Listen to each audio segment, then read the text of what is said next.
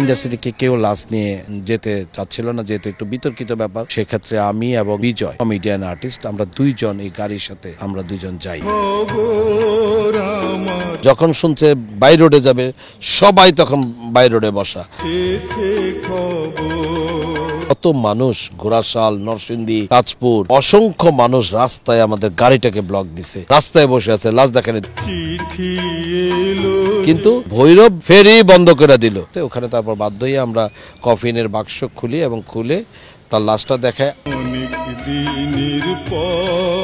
মৃত্যুর খবরটা পাওয়াটা তো ওর সাথে প্রায় এর আগের দিন রাতের বেলাও আমরা মানে সাউন্ড কমপ্লেক্সের সামনে একসাথে আমরা দাঁড়ায় গাড়িতে সামনে বসে আলোচনা করতেছিলাম যে আমরা কিভাবে সেপ্টেম্বরে আমরা ছবি শুটিংটা শুরু করি। আমাদের ডেটটাও ছিল সেপ্টেম্বরেই করা, যে সেপ্টেম্বরের এন্ডে আমরা ছবি শুটিংটা শুরু করব।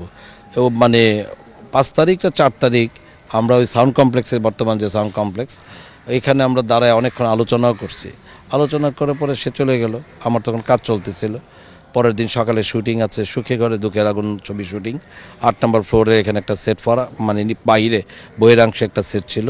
কাঞ্চন ভাই, দিতি ম্যাডাম, ওনারা আর্টিস্ট ছিল ওই ছবির, মৌসুমী ম্যাডাম ছিল। তা রাতের বেলা যখন কথা বলে চলে গেছে শেষ, আমি তখন শুটিং করতেছিলাম। তখনও গুলজার সাহেব ছিল সামনে, ডিরেক্টর গুলজার সাহেব। কিন্তু যখন আমার কানে হঠাৎ করে গেটে থেকে একটা ছেলে দৌড়ায় এসব বলতেছিল যে সালমান মারা গেছে, আমি আর তাৎক্ষণিক কথাটা কানে যখন আসলো, কারো কোনো দিক বিদিক বিবেচনা না করেই আমি করলাম কি, প্যাক আপ করার ক্ষমতা আমার নাই। ডিরেক্টর অর্ডার দেয় প্যাক আপের। আমি তখন অজান্তে, মনের অজান্তে তখন আমি বললাম যে প্যাক আপ, শুটিং হবে না, প্যাক আপ। সবাই মেরে গেল গেছে। সাইমন হঠাৎ করে প্যাক আপ বললে গেল গা, মানে কি দেন। আমি তখন গেটটা দিয়ে আমি ওই ছেলেটা যখন বলতেছিল দৌড়ায় দৌড়ায়, তাকে ঢুকতে দিতেছিল না, তখন আমি দৌড়ায় গিয়ে ঘটনা শুনলাম। কতটা সত্যতা সেটা আমি জানি না। সেক্ষেত্রে যখন বললো যে আপনি আমার কথা বিশ্বাস করতেছেন না, চলেন, তখন ও দৌড়াইতেছে, আমিও দৌড়াইতে আমরা ঢাকা মেডিকেল পর্যন্ত যাই। যে আসলে বিশ্বাস করার মতো না। ইতিমধ্যে তখন যাচ্ছি আর মানুষজন মোটামুটিভাবে কানের মধ্যে চলে আসতেছে যে সালমান শাহ মারা গেছে। এটা পাবলিক পর্যন্ত পৌঁছায় গেছে। তখন ঢাকায় মেডিকেলে যখন যায় দেখি, তখন তো লাশ অলরেডি মর্গের কাছে চলে গেছে। এটাই ছিল মানে সালমান শাহর সাথে আমার শেষ দেখা আর কি। তারপর আর কি যা ঘটনা, তখন ইতিমধ্যে শুটিং প্যাক আপ হয়ে গেছে। পুরো ইন্ডাস্ট্রি একদম মানে কান্নার রোল পড়ে গেছে। ওখান থেকে যখন মর্গে থেকে পোস্টমর্টম করে লাশ এফডিসি আনা হয়, তাকে এফডিসি মসজিদে এখানে গোসল করানো হয়। গোসল করে যখন সব বিদায় জানানো হয়, ওনার মা যখন আসলো, তখনকার দৈনিক পত্রিকা প্রত্যেকটা শিরোনামে আমার সহনীলা আন্টির ছবি মানে পাবলিশড হয়েছিল। আমার একটা চেক শার্ট পরা ছিল।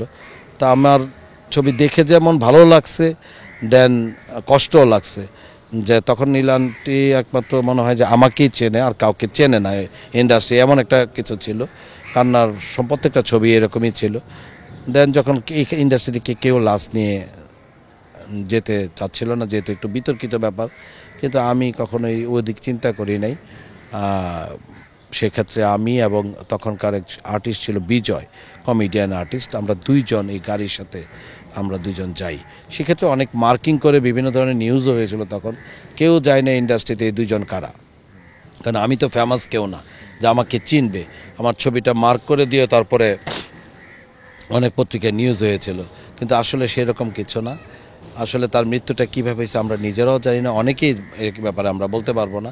কারণ তখন আমরা এত হাই মানে পাওয়ারফুলও না, হাই অথরাইজের কোনো লোক না যে এত গভীরে, কারণ সালমান তখন সুপারস্টার। সে কার সাথে চলতো, কার সাথে ফিরতো, আমরা কিছুই জানতাম না। আমাদের সাথে রিলেশন ছিল এই পর্যন্তই শেষ। কারণ যখন স্টার হয়ে যায় তখন তাদের চলাচল, গতিবিধি, মানুষজন অনেক আপগ্রেডেরও হয়ে যায়।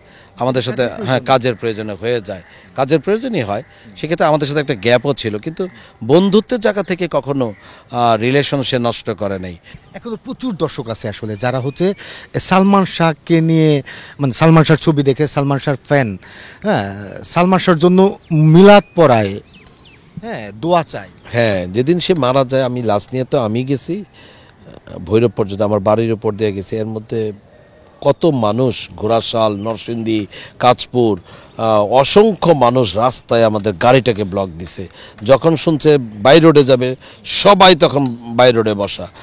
এই রাস্তা দিয়ে যখন আমরা অ্যাম্বুলেন্স নিয়ে যাই, এমন কোনো জায়গা নাই যে মানুষজন লক্ষ লক্ষ মানুষ রাস্তায় বসে আছে লাশ দেখা নিতে হবে, কিন্তু লাশ দেখানোর কোনো স্কোপ ছিল না, খালি কফিন বাক্সটা দেখানো ছাড়া। কিন্তু একমাত্র ভৈরব তখন ফেরি চলে, ফেরি বন্ধ করে দিল যে যতক্ষণ পর্যন্ত কফিনের লাশ না দেখানো যাবে ততক্ষণ পর্যন্ত ফেরি যাবে না। তোমার তো আমার বাড়ি ভৈরব, সেই ক্ষেত্রে মানে অনেকে আমাকে নাম দেরা, এই শুয়ার তুই থাকতে কেন দেখবো না, এরকম কথাবার্তা অনেক, তুই নাম গাড়ি থেকে তোরে মারমু, এরকম কেন লাশ দেখাবো না। শেষ পর্যন্ত একমত তখনই বাধ্য হয়েছিলাম যে ফেরিতে ওঠাও, তারপর আমরা দেখানোর ব্যবস্থা করতেছি ওখানে। তারপর বাধ্য হয়ে আমরা কফিনের বাক্স খুলি এবং খুলে তার লাশটা দেখায়। আমি আর পারতেছিলাম না লাশের সাথে যাওয়া। হ্যাঁ, মানে এমন অবস্থা দাঁড়াইছে যে তার লাশটা দেখার পরে আবার লাশটা দেখবো, দেখার পরে আর সহ্য করতে পারছি না। তখন আমি লাশের গাড়ি থেকে বেরিয়ে আমি অন্য গাড়িতে উঠি আর কি, অন্য গাড়িতে উঠে যাই। এরকম একটা সিচুয়েশন ছিল। আসলে সালমান শাহকে স্মরণ করে না এমন খুব সিনেমা প্রেমী মানুষ বা সাধারণ মানুষ খুব কম মানুষই আছে। এখনও অনেক যাদের বয়স হয়ে গেছে তারা এখনও সালমানের কথা আমাকে ফোন করেও জিজ্ঞেস করে, হ্যাঁ অনেক কথা বলে। গতকালকে রাত্রে, আজকে ইন্টারভিউ দিচ্ছি, গতকাল রাতেও একজন ফোন করছে যে ভাই 6 তারিখে তো মৃত্যুবার্ষিকী, আপনি কি আমাদের অনুষ্ঠানে একটু আসবেন? আমি বলতে আমি 6 তারিখে কোনো প্রোগ্রামে অ্যাটেন্ড করি না। আমি 6 তারিখে কোনো, আপনারা 5 তারিখ করেন আসবো, 7 তারিখ করেন আসবো, এই কথাটা আমি বলেছি। আমি 6 তারিখ কোনো প্রোগ্রামে অ্যাটেন্ড করি না, এটা আমার ইয়াতে নাই। সেই ক্ষেত্রে আপনারা প্রোগ্রাম প্ল্যানিং যদি চেঞ্জ করতে পারেন আমাকে জানেন। মানে মানুষ এখনও সালমানকে স্মরণ করে, তাকে স্মরণ করে মিলাদ মাহফিল পড়ায়, মানে দোয়া মাহফিল, মিলাদ বলতে কোনো শব্দ নেই, দোয়া মাহফিল করে, দোয়া দরুদ করে, কোরআন খতম করায়, এমনকি মানে গরিব দুঃখীর মাঝে খাদ্য বিতরণ করে। কেন করে এটা তার স্মরণে, তাকে সে কিন্তু বলে যায় নাই। তার গার্জিয়ান বা বাবা মা বা যারাই বেঁচে আছে তারা কিন্তু কাউকে বলে দেয় না যে এটা তোমরা করো, কিন্তু এটা মনের থেকে মানুষ করে। মন থেকে কখন করে? যখন কোনো মানুষের সাথে মানুষের আত্মিক সম্পর্ক ঘটে যায় তখনই একমাত্র করে। তার দর্শকদের উদ্দেশ্যে যদি বলেন সরাসরি করে দাও। দর্শকের উদ্দেশ্যে গেছে, আমি তো দর্শকের সাথে থেকেই কথাটা বলতেছি। আমিও একজন দর্শক, সালমান শাহর খাতিরে আমিও একজন দর্শক।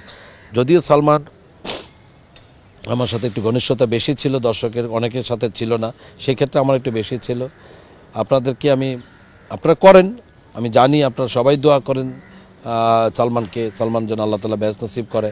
তবুও বলার জন্য আমি আবারও বলতেছি, আপনারা অবশ্যই মন থেকে 6 সেপ্টেম্বর ওনার মৃত্যুবার্ষিকী, যেহেতু 6 সেপ্টেম্বর সালমান শাহর মৃত্যুবার্ষিকী, সেই দিন সবাই অন্তত 2 রাকাত নফল নামাজ পড়ে কোরআন খতম করে একটু দোয়া করবেন।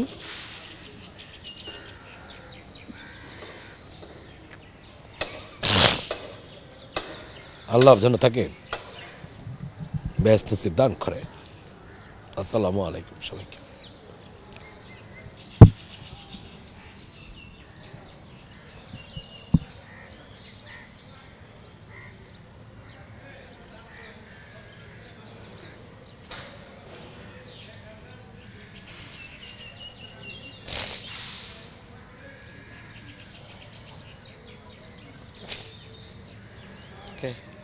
ভাই,